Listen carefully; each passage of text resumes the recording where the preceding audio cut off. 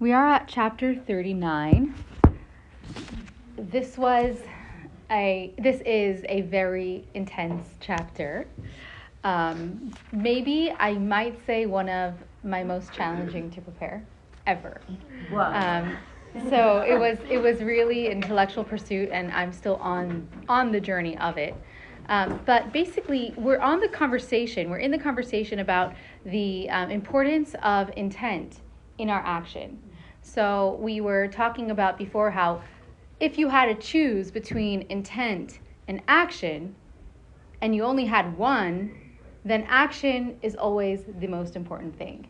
And it reflects in our life because let's say we talked about the example of a waiter, at a restaurant. If you had to choose somebody polite that got the job done or somebody who got the job done but, wasn't very nice about it, then at the end of the day, you came to eat. Or another example could be a doctor. There's the bedside manner and then there's the actual medical knowledge and experience and expertise. So ideally you want both, but if you had to choose one, you'd take the medical knowledge, right? So we know that when it comes down to it, action is the main thing. Action is what makes the thing happen. But now that we know that, the Alter Rebbe is telling us, but wait a minute. Intent is so valuable. It really is what makes it fly. And actually, that is going to be taken literally in our conversation. So in order to understand the importance and the power and the amazingness of intent, we're going to have a whole Kabbalistic conversation. And we're going to talk about the four worlds. The four worlds are a topic that we have mostly focused on at the Tu B'Shvat Seder. That's where we really did like an expose on the four worlds. And we're going to come back to that subject. It's very fascinating. So what are these four worlds? When God created the world, when we say the world, we mean this world is just the fourth and final world. It is a result of a whole process of worlds that came before it. And these worlds in the macro are also able to be understood in our lives whenever in the process of creativity. We can kind of get an idea of these worlds, the process of creating anything with this idea of worlds being part of the process. But in the macro, we're talking about God creating the world from nothing, which means there was no existence outside of God's consciousness, God's whatever that abstract God is, which is impossible for us to understand because we are part of the construct of the world. But there's the first, so before any world is something called Ein Sof. Ein Sof means infinity, no end. And this Ein Sof is the truth of everything in every single world, but whether or not that world's consciousness has access to that truth is the question, and each world has more or less depending on its progression. So before anything is Ein Sof, infinity, completely abstract. Then the first world is Atzilus, or Atzilut. Yes, in Hebrew or English? So A-T-Z-I-L-U-T, Atzilut. And it comes from the word etzel, which means next to, because it's like adjacent to infinity. In our creative process, that is, let's say, speaking of architect, speaking of buildings, right?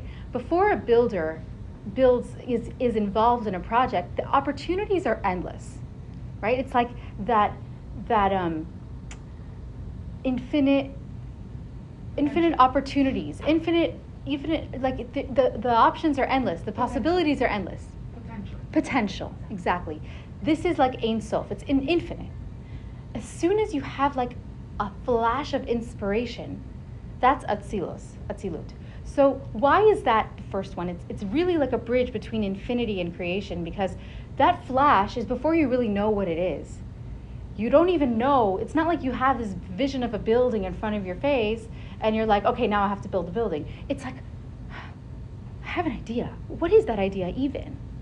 So it's connected to the infinity. It's connected to that endless possibility, but it's all of a sudden a flash of creation, the first step I would say that would be the potential. That first step of potential is like inspiring. And that's why just a minute to talk about the actual mechanism of the worlds, is that each world has the 10 sephirot, the 3 intellectual, the 7 emotional that we always talk about. So each world has them, a full set, but in each world, it's one that dominates.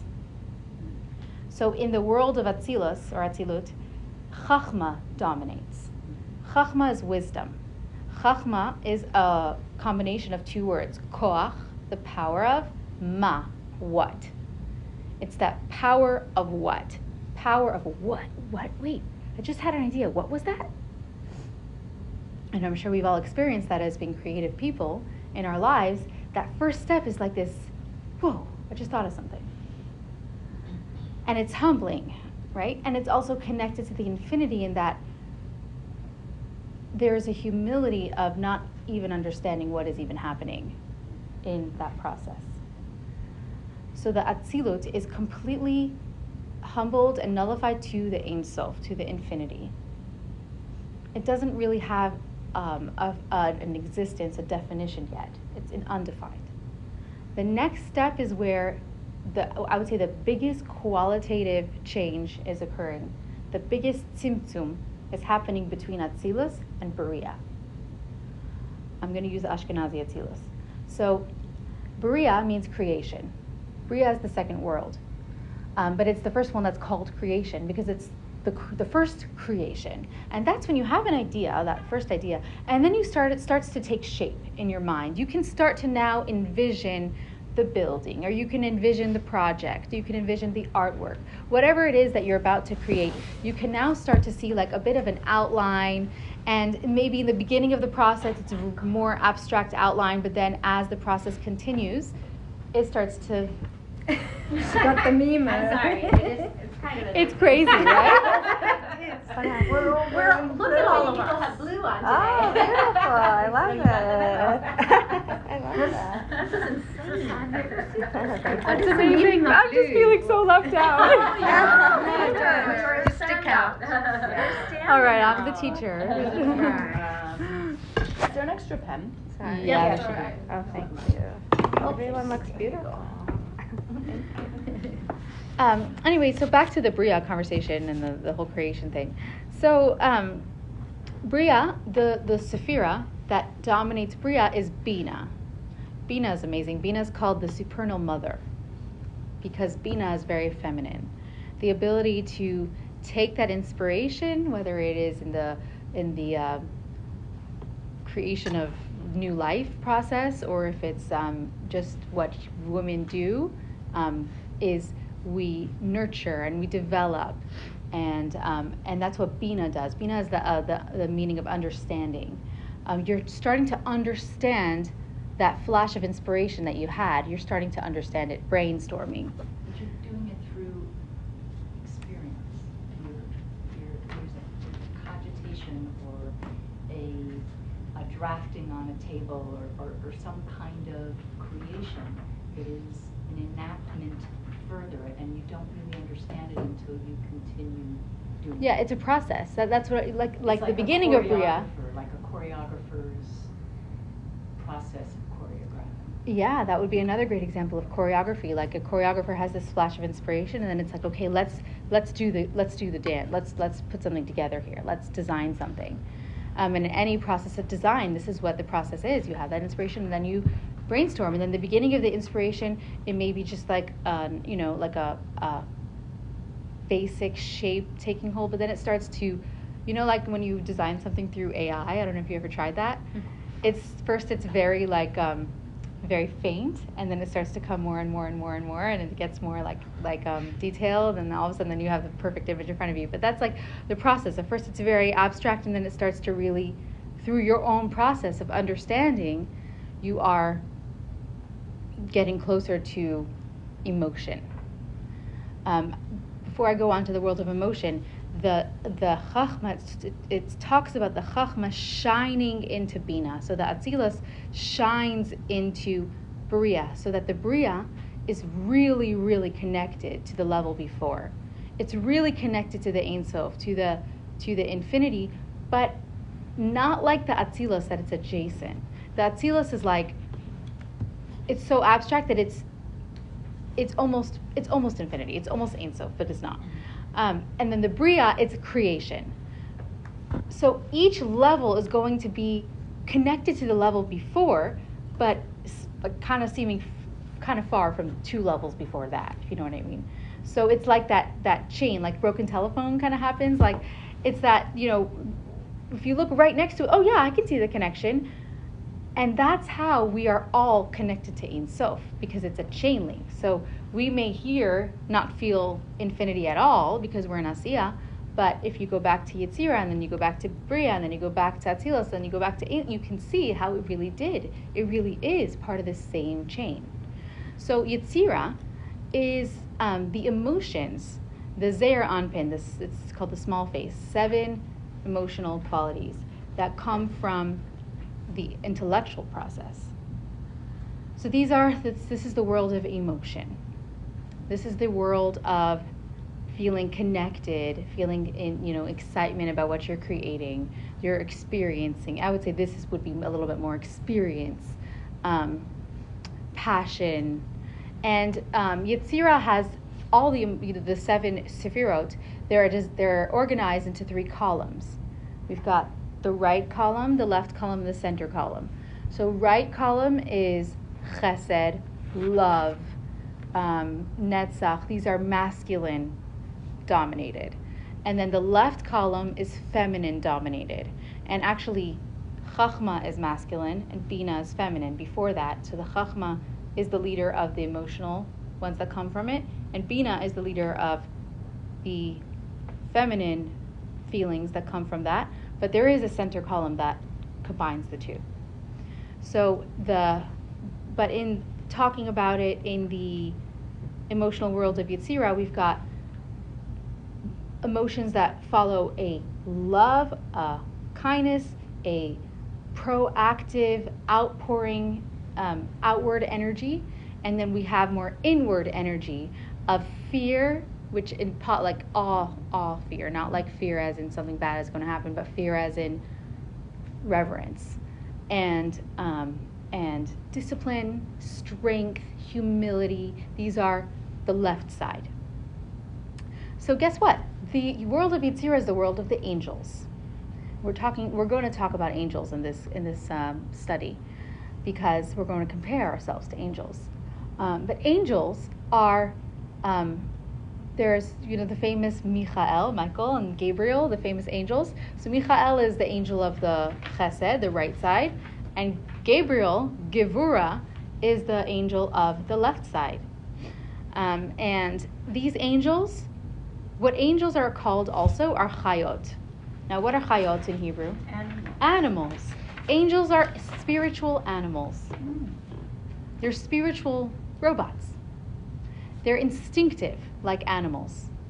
They were designed, they're products of the world of Yetzirah. They're products of the world of emotion. They were designed with just the right amount of consciousness to the divine that they are programmed to feel that emotion in a constant basis. So if they're on the left side, they're going to feel the Gevura emotions. If they're on the right side, they're going to feel the Chesed emotions, and that's how they're going to stay. Angels are stationary. They do not have mobility. They do not grow. They do not get better or worse. They do not have good days and bad days. They just perform. What is an angel? That's what they are. Angels are this energetic creatures of the world of Yetzirah. And so according to Judaism, this is what they are. In this realm? In the world before ours, so it's Yetzirah. So some angels are from the world of Bria. Some. But Bria angels are going to have some intellectual process, but not the way humans do. But that's a little bit of a side point. Actually, the Alter Rebbe writes it in a footnote in the chapter. So, so we're still going through the world. So we have Ein Sof, infinity, Atzilus, Bria, creation, Yetzirah. Yetzirah means formation. And Asiya. Asiya means action. Our world is the world of action. Well, go figure, this is the world that we are taught that action is the main thing. This is where we can accomplish action. But in the world of Asiya, this is the only world that the feeling of independence exists. Angels do not have the feeling of independence. They're in the world before ours, Yetzirah. They do not feel independent. They feel completely connected and nullified to their creator, to God. And they just enact whatever they were designed to do. And maybe they do have a sense of spirituality. They do feel it. They do not understand it. That's the one before, but they do sense it more than we do. But they don't have their own independence.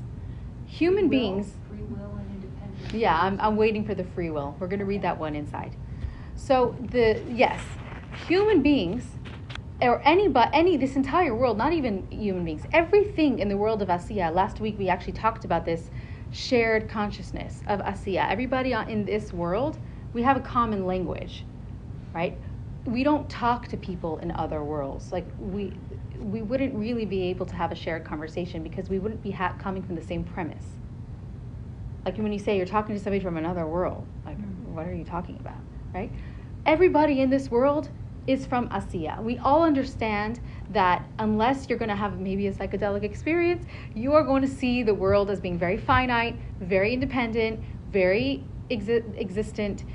I am not you and you are not me. We are different. Maybe we're probably going to have some conflict. I cannot be in two places at once. We are part of a physical world. And okay, so now let's talk about angels for a minute, and then we're going to talk about the free will. So, in the beginning of this chapter, the Alter Rebbe goes out and says that angels. Wow, I just lost my train of thought. That's weird.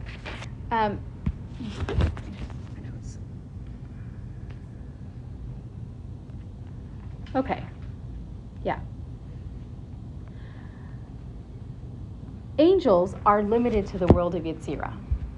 Whereas righteous people in this world, even though they are in this world of Asiya, their souls are coming from Beriah, the world before angels.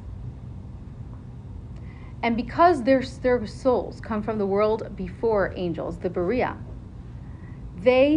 their service rises higher than angels. Their abode is higher than angels. Because here's the thing, I'm going to tell you another cool thing about the worlds. You know how we talk about Gan Eden, the Garden of Eden? Mm-hmm. Gan Eden, there's two of them. There's the upper Gan Eden and the lower Gan Eden. The upper Gan Eden is Beriah, and the lower Gan Eden is Yetzirah. Okay, so Gan Eden is a lot of times used as like paradise, like the afterlife. That, after death, we're going to go to paradise, we're going to go to the Gan Eden. What does that mean according to Kabbalah? It means if it's Gan Eden Elyon, the upper Gan Eden, it will be Beriah. If it's Gan Eden Tachton, it's going to be Yetzirah. Now this is amazing. We're going to talk about what it even means to experience this paradise and afterlife. What is that even? We're going to get there. So, last week when we talked about intent, we talked about two levels of intent. Intent in our service and our emotion that comes along with our actions. Emotions can either come from an intellectual process where we generate feeling from meditation, or it can come from a natural feeling that we have access to because it comes with our soul and we can unleash it. So last week we actually said that the intellectual generated emotion is the human quality of emotion, and the natural instinctive one is the more animal style emotion. That doesn't mean actual animal. It means if you were to compare one type of emotion to a human and one type of emotion to an animal, this is which one it would be. Okay, it's not literal. In other words, if somebody, a human being who's having kavana with our instinctive emotion is not on the level of an animal. No. They are on a very high level, actually. They're experiencing beautiful service of God. But if you had to compare one type of service to human and one type of service to animal, that's how it would align. With the word instinctual. That's exactly why. That's exactly why. So the reason why the instinctive service is like animals, because animals are instinctive beings, just like the angels. So we're drawing like a little bit of a parallel here with instinct and intellect. And that's, okay.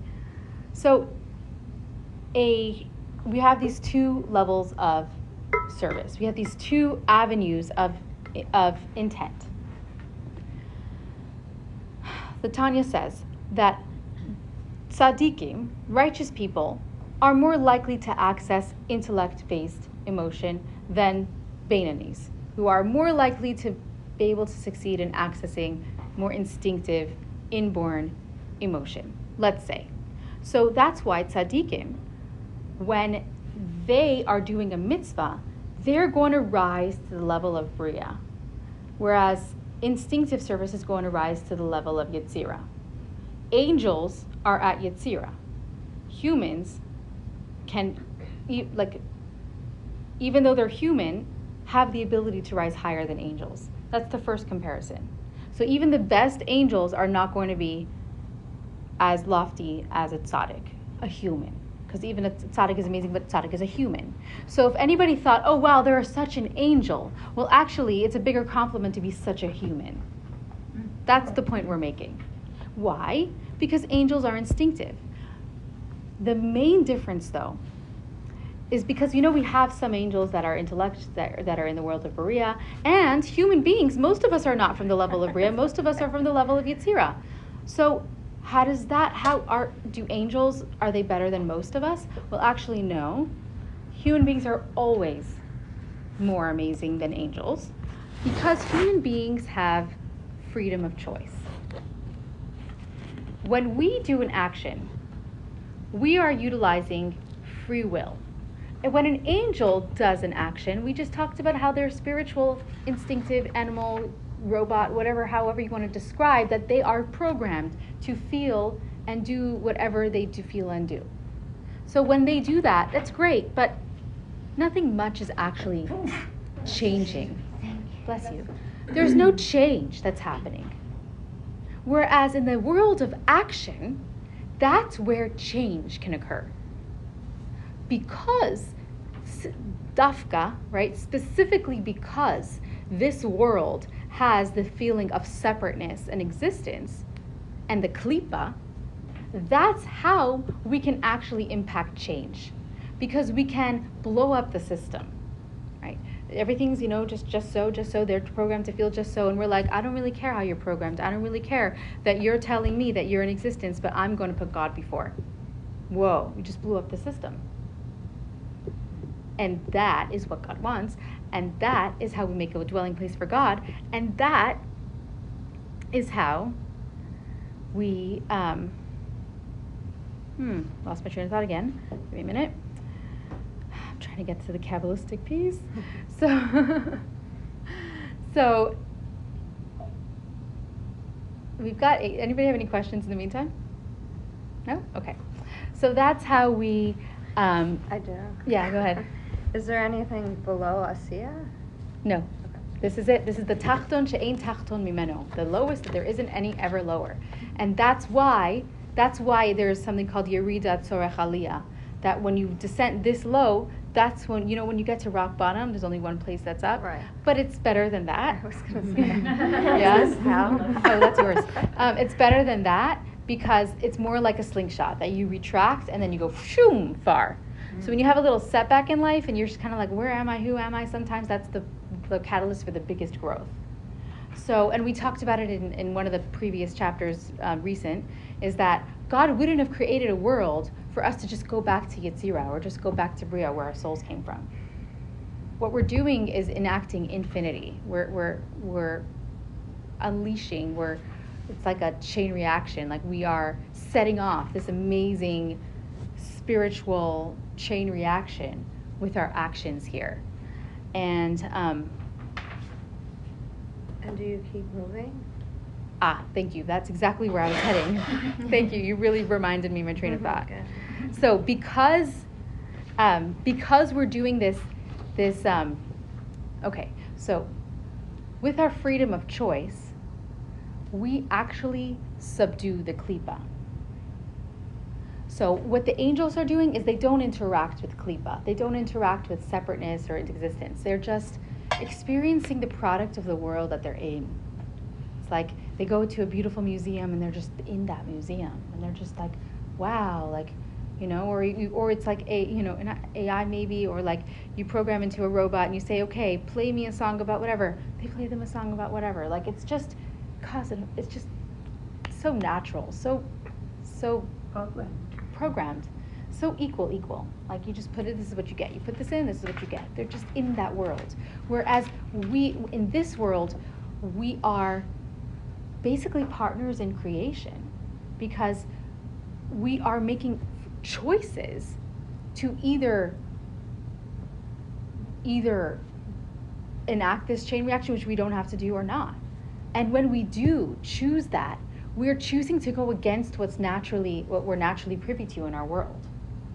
So we're choosing to notice the Ein Sof, the infinity in our world, even though it is so specifically hidden. And when we notice that Ein Sof, specifically through a mitzvah, we are setting off this Ein Sof reaction, which we're going to talk. Okay, I'll go there now, actually, and then I'm going to come back to the mobility. So, when we do a mitzvah, we are with emotion. If the emotion is instinctively generated, it goes up to the sefirot, the 10 attributes of the world of Yetzirah. And if we generate a mitzvah through emotion generated with our meditation, then we create, our mitzvah flies up to the world of Beriah, the world of the tzaddikim, which is higher than angels, to the sefirot of that world. Now the sefirot of the worlds are directly Ein Sof, because the sefirot are God's light. So there's a Kabbalistic concept of light and vessel. This is a Kabbalistic concept throughout every world. In every world, there's the lights and the vessels. The vessels can be also considered a heichal, a chamber. So they're like the space that is receiving from the lights. Okay, this is very Kabbalistic, and I'm teaching it to you, but of course I don't really understand it, like deep, because I'm a human being. Space that contains the light. That, or I wouldn't say contains, but receives from, because if you contain it sounds limiting, but like it reflects that light.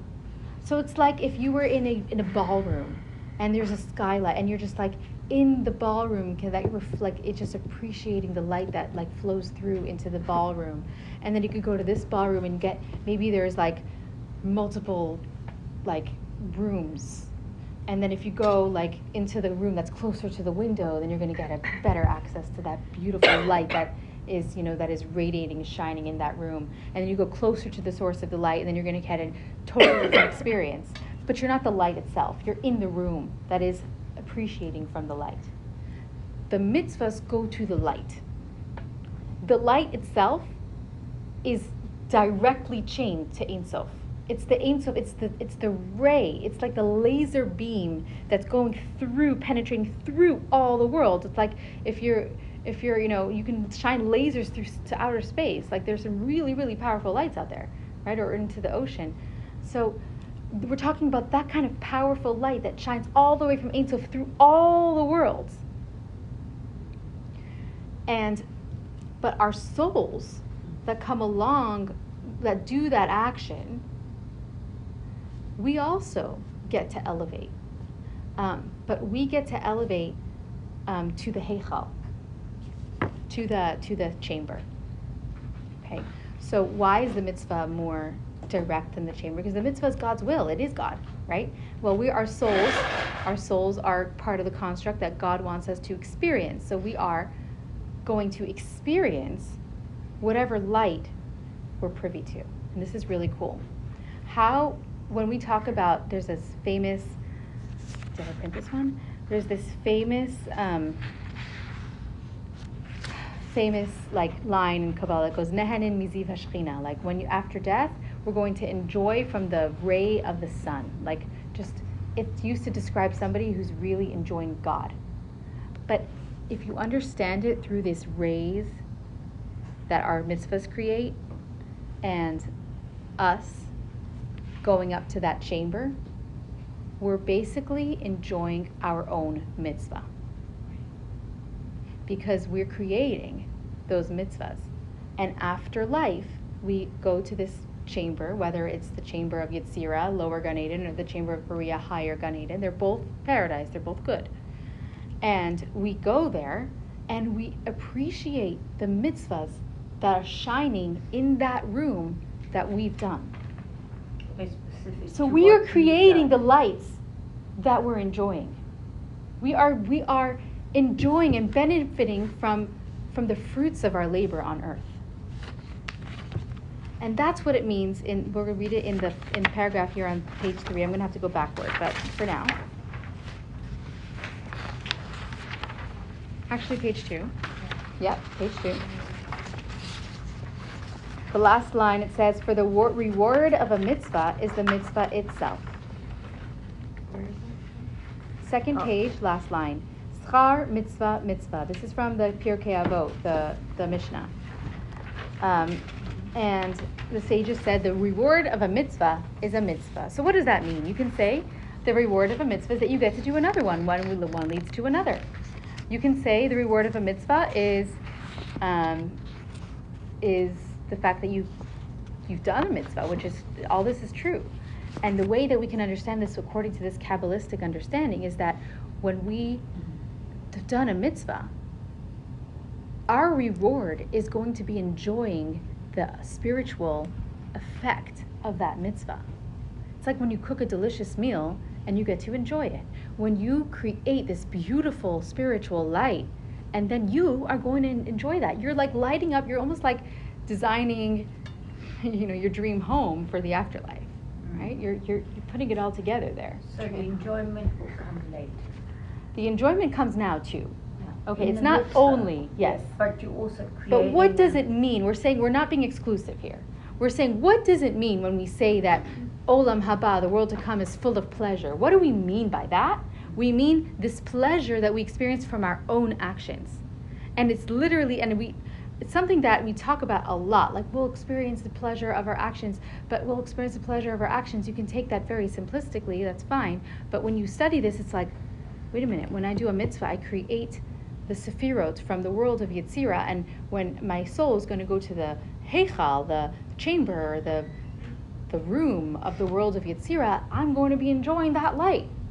Are you going to enjoy the light of your family too, or are you going to enjoy the collective light, That's or what I you was just wondering. enjoy your own? It doesn't say the answer here, but based on other knowledge, I'm assuming that yes. There's more to the world to come. The amount of awareness we have of this world and family members in this world varies, but there is some awareness. And we also know that Tchiyat HaMeitim, that we're going to be here on earth one day, so there's going to be some connection. But I would say that this study is explaining not the only thing that happens, but it's explaining the mechanism of what we mean by enjoying the fruits of our labor. Okay. So there's also another concept of our souls having multiple levels. You've heard the word neshama. You've heard the word nefesh. Right? These are all two words for soul. There's also the word ruach. Ruach means spirit, the spirit of your spirit. So these are 3 levels of our neshama. There's actually 5. 2 of them are like auras, like encompassing, and 3 of them can be internal. It says that a tzaddik has access to their neshama all the time, which corresponds to that beriah, to that world of beriah. Whereas human beings on more normal days, we have access to nefesh and ruach, but on Shabbat and Rosh Chodesh, we have access to neshama, even if we're not a tzaddik. Now, this is what now we're getting to the idea of mobility. So angels are stationary. Angels, if they're products of the world of Yetzirah, that is where they stay. Human beings are mobile. We're called a mahalach. We journey through life. We have good days and bad days. In general, though, our curve is usually upward through life. We may have setbacks, but we're going somewhere in our life. And in this context of moving through worlds, we actually have mobility through the worlds of Yetzirah and Bria. Whereas, even though we may not be at tzaddik and Yetzirah is kind of our limit, but we actually get a gift every Shabbat and every holiday in Rosh Chodesh. We get a spiritual gift, a spiritual awareness that can bring us upward through like a spiritual elevator. And it literally talks about this rod that connects all the worlds. It's the common thread between them. And we just rise through the spiritual elevator to the world of Bria, where the angels don't have that mobility. And why do we have that mobility? That comes from our soul that is designed to do work with freedom of choice.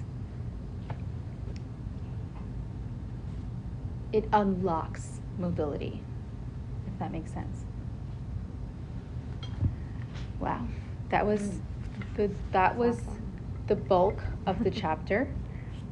Just basically going through these worlds, but the chapter explains this entire Kabbalistic concept in order to get to the subject of kavana, of intent. Just want to make sure I didn't forget anything in this conversation. Okay. Oh my gosh. Can you talk about, Do you see me? No, it's not. so if doing mitzvahs helps our souls to kind of rise through the different levels, what about intent? Oh, that's what we're getting to. Yeah, perfect question.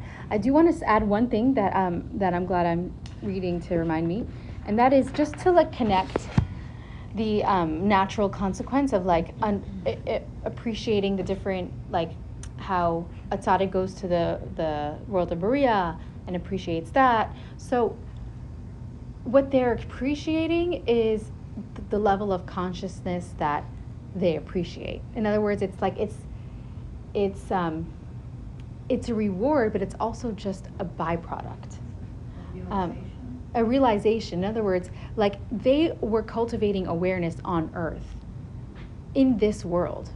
They were tuned into the consciousness of Bria, which is intellectual generation and meditation of emotion while they were on earth. And that's tzaddikim. And that's why after life they can then appreciate it. It's their language, it's their world. And so they go to their world. And if we're appreciating more emotional type of consciousness, which is beautiful, then that's the world that we're going to appreciate. That's the world that's going to be our language. And that's just a simple, like, But this is, I just want to ask a question about hierarchy, because when you're doing the chain, you normally think, Greek, Roman, yes. geometry, and Yes. that's not what this is about, is what I learned from things that we've learned. Yes. Is that, I'm right? You're absolutely right. It's not about judgment, it's not about how Greek. It's not about where you rank. Exactly. Exactly. And that's, okay, so this is a process. And the reason why we're talking about it in this way is, number one, the Tanya talks about it in this way. But also, in order to understand the amazingness of a mitzvah, that comes from understanding the spiritual mechanisms and realities that are correct and true and happening. So we are maybe not necessarily privy to these worlds and these hierarchies. We live in Asiya, this is our consciousness, but actually we're just getting like a peek of opening up of a veil and saying, oh, the tzaddikim are going here and this is going there and whatever, right? so we have this like, okay, but whoa, does that mean that they're more important than me? Does that mean that I'm limited? No, because the mitzvah. Because that just shows you that despite all of those spiritual differences in personality and disposition, I mean, we know we are all different in personality. We know we have different traits. We know we look different. We also have different spiritual makeup. Despite all of our different spiritual makeup and where those and the comfortable habitats of those different types of people from different spiritual makeups, despite all of that, we have an equalizer that bypasses all of these levels to Ein Sof. And that equalizes between righteous people and regular people and everybody. And we actually learned about this in a previous chapter, and we said that even that we're all pressing the same elevator buttons. Remember that example? Like, even if a tzaddik can have the most amazing meditation, an amazing emotional experience of consciousness of God, but if he doesn't actually shake the lulav and the etrog, nothing's happening. Whereas you get another guy who does not understand Kabbalistically what's going on or spiritually, and somebody hands them a lulav and etrog and they shake it, they have just accomplished the same exact thing that the tzaddik has just accomplished through the action. They're both, in order, you can't, understanding how the elevator works is really great, but you won't go up if you don't press the button. But if I don't understand how the elevator works, I can still press the button. The button is the mitzvah. And the mitzvah is this like amazing penetration of laser light that goes through all the worlds of Ein Sof, because it's God's will. And will comes from a place higher than intellect. It's closer to essence. We talked about how, like, when you want something, your deepest desire is very, very close to your identity. You may not even understand why you want that thing. And it can be something simple, like something tastes good, but if you track that emotion or that quality of desire, it's the taste good is like a more superficial experience of deep desire. When the deepest, the most thing that you really, the corest thing that you want. What is that thing? I can't tell you. That's something that you can meditate on. But when you find that core desire, you might find that it is core to who you are and transcends logic. That core desire of God is a mitzvah. Can I share something? Yeah. So, as you've been talking about this, an image came to my mind. So 15 years ago, I did Birthright, and they took us to Svat, and we went to meet with a Kabbalistic artist. And I just fell in love with his art. And he gave us very, like, brief descriptions of things, but, you know, nothing's, like, it's hard to distill all of this. But after Birthright, I canceled my ticket home and went back to Svat and lived with him for a bit. And so I own a bunch of his pieces, and I've had this one piece that I've carried it with me everywhere I've gone, but I never knew exactly what it meant. And I'm now reading on the website exactly what it means. So I could have done that 15 years ago, I guess, but it is exact. I was pulling it up when you were talking because I was like, is this what we're talking about How cool. visually? And so I'll pass it around, but it's called Meditating on the Holy Name. And it says, this drawing shows a woman sitting in meditation, visualizing her body as the tree of life diagram, the 10 Sefirot, and the 4 letters Yod He Vav He, the holy name of God. Often called the one name, it points to the eternal existence. Yod He Vav He means was, is, and will be. So then it gets into when the eternal name was revealed, but he says, I made a woman here because Malkut is feminine and is associated with Shekhinah, a word that means dwelling within.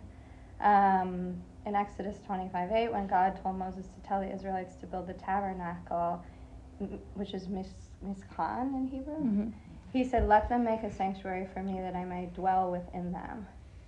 So, and then he includes a meditation of like going through the different Sefirot, but he says when contemplating this image, people often see a connection between the Sefirot of the Kabbalah and the chakras of the yoga tradition. There are many parallels. Sometimes people ask me if this picture represents a female Buddha. Every once in a while, someone will ask if this is meant to be a cross, and if the tree forms around the figure's head is the crown of thorns. That wasn't my intention. I intended it to be a woman, but it can be seen as a man with long hair, and I like how people see something universal here. Several years ago, a Sufi sheikh told me that if you rotate the picture clockwise 90 degrees to the right, you can see in Arabic letters the word Allah, the Arabic name for God. My intention was to represent symbols that are part of the Jewish Kabbalistic tradition, but people see here Hindu, Buddhist, Christian, and Muslim symbols as well. I believe that the deepest spiritual teachings are universal, and when I read the books that the deep thinkers, the mystics of any tradition, I find many similarities in what they are saying to what I have learned in the Kabbalah. And it's just, this is like what you were, like I was seeing this while you were talking. Wow, and It's you were talking. I amazing. didn't even talk about the 4 letters of God's name, which is one. Yod is Atzilus, Uh-huh. the Yod, the little Yod splash of inspiration. Hey is the Bina, Vav is the emotions, 6 emotions actually, and the Hey is the Malchus, which is the kingship, like the royalty that is for Asiya, for our world. And the reason why our world is Malchus is because we get to interact with the divine in this world. And it's the grounded. It's the Yes, it's lowest grounded. chakra, Yes, yes. yeah. And this is the light ray that you were talking about. Yeah, and this is the map of the Sefirot. Yeah. So you have the one, right? So if I could just use this, if I Mhm, could. absolutely. So this is Chesed, Gevura, no, Chachma, Bina, Dot isn't in there. Chesed, Gevura, Tiferet, Netzach, Hod, Yesod, Malchus. Up here is Keter, crown. Keter is the desire that we were talking about. That comes, Pleasure. it's a pleasure and desire. There's 2 parts of it. There's higher and lower, and they generate the intellect, actually. So thank you for sharing this. Wow. You reminded me of something. Yeah. So actually, it's really cool that we're talking about this in connection right after Shavuot, because there's a midrash. Midrash is like the oral Torah stories that can be taken literally or not, but they always have lessons. And there's a story about the angels telling God, Tenu hodcha al hashamayim, give your beauty to the heavens, give your Torah to the heavens. We will understand it better. We will respect it better. We understand what the amazing wisdom that you're sharing. The world, the people, they're not going to get it. They're going to disrespect it. They're going to squander it like you're wasting it on them. And who's saying this? the angels to God. And actually, the angel said this to Moshe. And Moshe says back to them, do you have parents that you can honor? Do you have money that you need to be honest with? I don't think so. So the Torah belongs to people who can enact, put the ideas, that amazing spiritual wisdom into action. And with this action, they can subdue the klipa, right? They can, remember what we said, we look the klipa in the face and we say, I don't choose you. I choose God. So the angels did not, and this is a sikha, this is the Rebbe's teaching from the Midrash of Shavuot, of the Jewish people getting the Torah. And yeah, it's very much in alignment how the angels are so spiritual, but it's the action that human beings can accomplish that is the point of creation. The end of the chapter is really where the chapter leads up to. And it actually says, in the page I didn't print, it says, all this is really great. He literally says this. It goes, all this is really great, but these spiritual matters is not really our concern. Says that. I'm telling you this so that you can understand the power of a mitzvah. And what is this power? So, we have this idea of doing a mitzvah lishma. It's in the middle of the third page. Actually, the top of the third page. This applies not only where one's motive for engaging Torah and mitzvah is actually it's shalol lishma. Okay, so the idea of doing a mitzvah lishma is doing it for altruistic, godly motives, right? Like studying Torah in order to connect with God. That would be lishma. For lishma means lishem shalat, for the name of the Shekhinah, for God. So, and by the way, there's Shekhinah, that's feminine, right? Feminine aspect of God. So, doing any mitzvah because God said, and because this is how we can, that's doing the mitzvah lishma. That's the kavanah, by the way.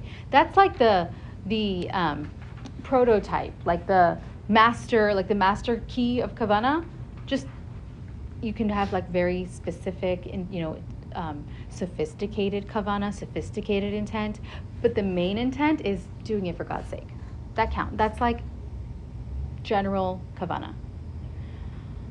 So if somebody's doing kavanah, lishma, then their mitzvah is going up through the laser portal of Ein Sof. If they're not doing a mitzvah lishma, like it says here, meaning that one serves God out of habit acquired in his youth, so like if somebody was brought up with the mitzvahs and they just do it because that's how they were brought up, then they're doing the mitzvah, they're doing the action, they're pressing the elevator button, but the mitzvah kind of stagnates. It stays in the world of asiyah, but it waiting for the next ride up the elevator, waiting for the next opportunity to elevate. And when does that come? As soon as that person activates or like accesses this feeling of lishma, for God's sake, everything that comes along, everything that was waiting, in this world, shoots up along with it. And that's why we have a principle in the Talmud and all throughout our tradition that back to the action, back to the importance of action. What if you're not going to do something lishma, should you do it? What's the point? Mm-hmm. Well, what do you think? Based on all the things that we've talked about, it's on the last page. It says it. Actually, the last paragraph.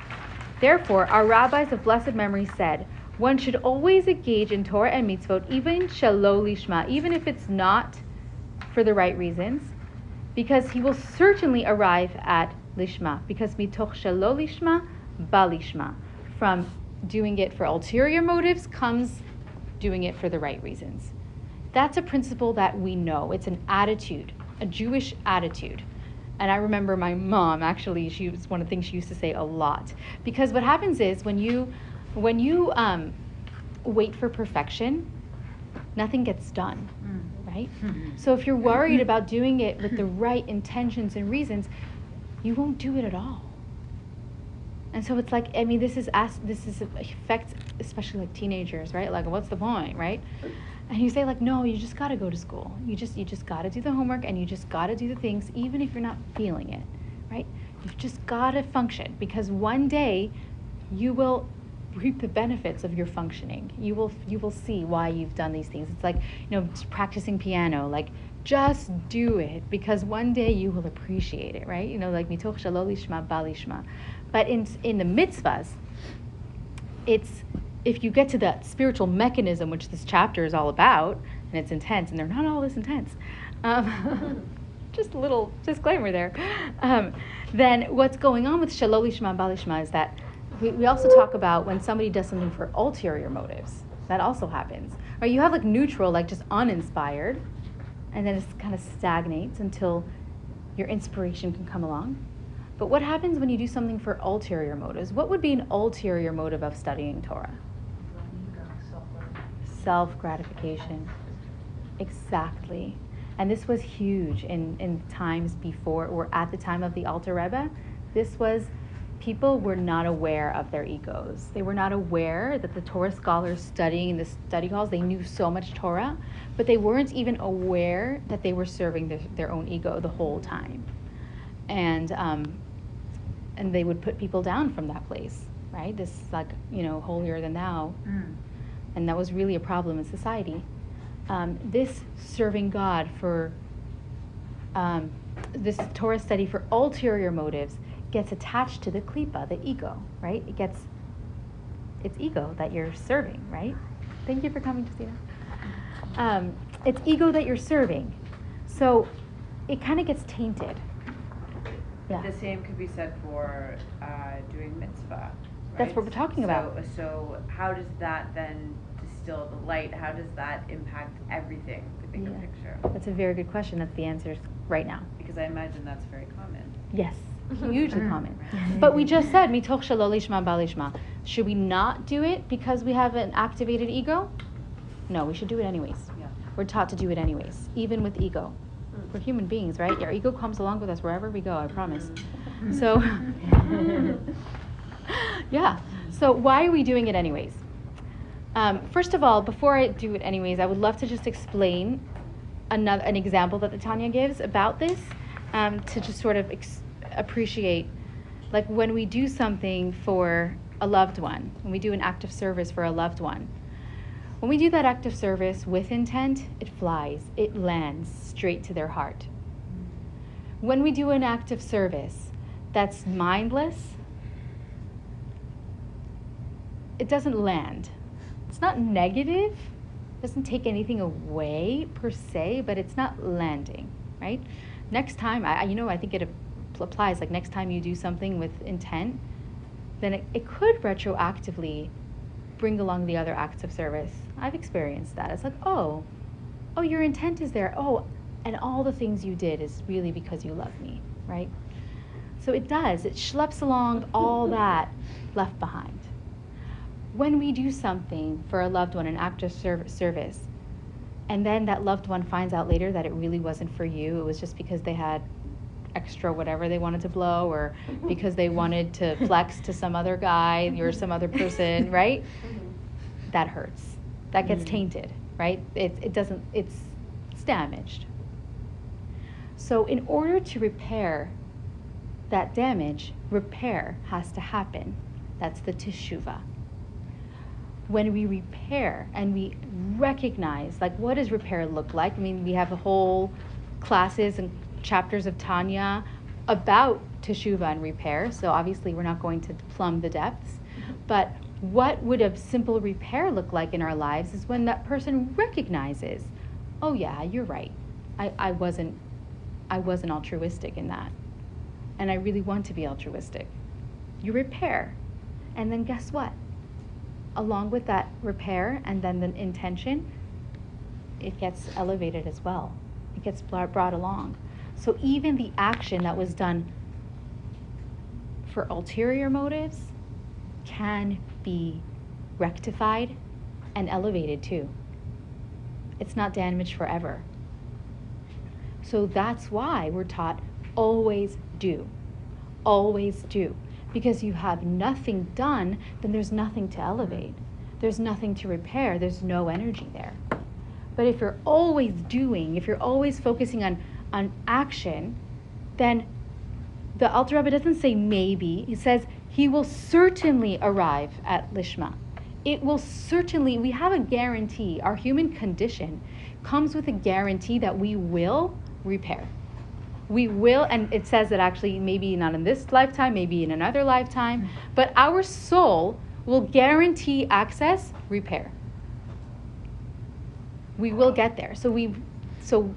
Even though this entire chapter has been about the importance of intent and how with intent your mitzvahs just fly up and without intent they stagnate, even if the chapter is all about intent, it really comes back to action being the most important thing.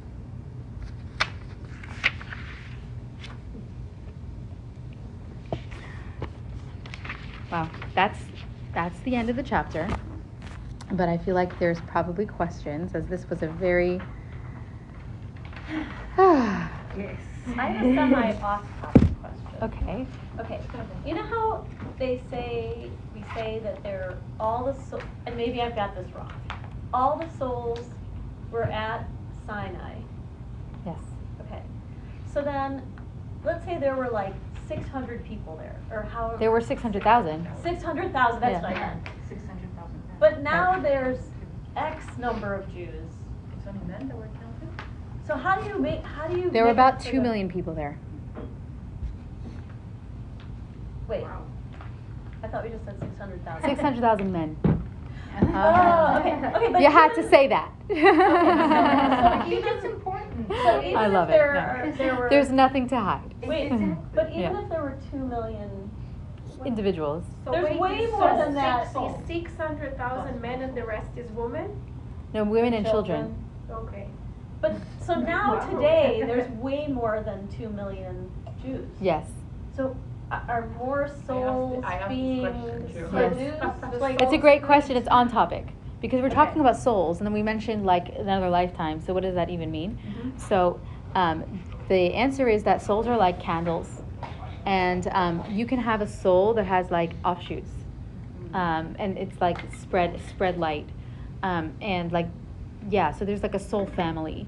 So like when you say you marry your soulmate, it's because you're from the same soul offshoot. And there are different parts of souls that can rectify or accomplish different parts of, and we talk about parts, right? Parts work. But our soul has parts. And it can be, one lifetime or one person, part of that soul can accomplish different aspects of completion. So is there some point in the future where the souls, like, if you have parts, but you feel like you're missing parts? We Is- do many times, right? Yeah. Or like, I got a little bit more of this than I would have liked to get when Yeah. you gave me the soul. you Yeah, know?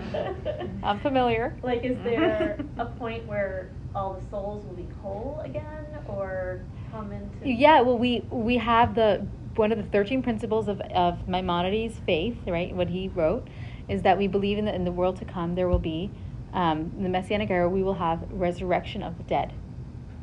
And the resurrection of the dead means that every body that once inhabited a part of a soul will receive that part of the soul again and embody it in completion.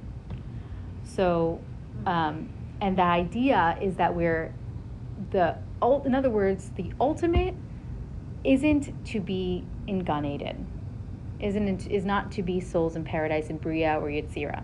The ultimate is to be in Asiya, in this earth. Transformed earth, an earth that is physical yet reflects God in flow, which is what we do and accomplish with the mitzvahs with our action. And in the future, that will just embody everything here. Yes. And then will we continue doing mitzvahs, or will we like? It says done? we'll miss the era that we were doing mitzvahs. So Yeah. the idea is to prolong this period of time. No, actually, this idea is to complete all the mitzvahs. Please no. Yeah, no. If the idea, We've had no. enough time. We're good. True and We true. can elevate now. The idea is to appreciate what we are doing now. Because we are getting to the end. It's almost like, you look back nostalgically at your college days or whatever. I mean, you don't Or want to when go. your children were little. Yes. So appreciate the power of what we're accomplishing right now. Mhm. And hopefully we get to completion, because completion is much, much, much better than suffering of today. I would love to show you a cute little clip that Please no. it's like 3 minutes. It's 2 minutes exactly. This is by Tzvi Friedman. He's one of my favorite Kabbalah teachers. Kabbalah too. Yeah. Miri, are you on your Bluetooth again? So who are you mumbling to? to God. You have an appointment? No, Special emergency meeting? no. So how do you get to talk with him? I speak to him whenever I want. Wow, that's amazing. It is? Sure, there are angels who wait for thousands of years for just one appointment with him. And when they finally get in, they say one or two words and they're out of there. And there are other angels who sing in one of the quadrillions of heavenly choirs who wait for ages just to sing their one little part. And they tremble when they do it. What are they so worried about? Well, who says he will be pleased with what they say? Sometimes things are going well in the universe. Other times, not so good.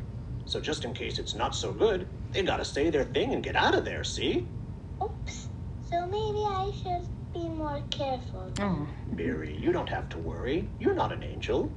Mommy says I am. You're way beyond the angels.